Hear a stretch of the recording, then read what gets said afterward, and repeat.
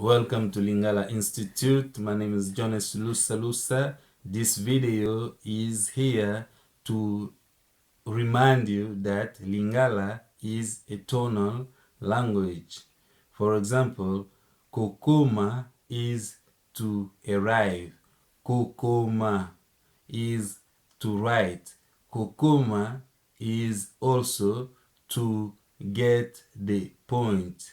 If you are talking about something, you want to verify whether the person that you are talking to understood you, you can say something like Nabanzi okomi, or Est-ce okomi, Est-ce ozokoma. Are you getting the point? All right.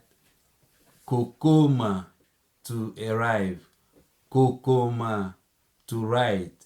Kokoma is also to get the point.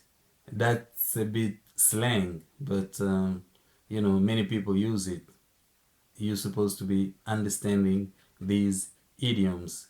Kokoma, est-ce que komi? Are you getting the point? Did you get the point? Est-ce que uzokoma? Are you getting the point? Kokoma, to write. Nazo koma, I am writing. Nakomi, I arrived. Nazo koma kala mingi te, I am arriving soon. Thank you so much.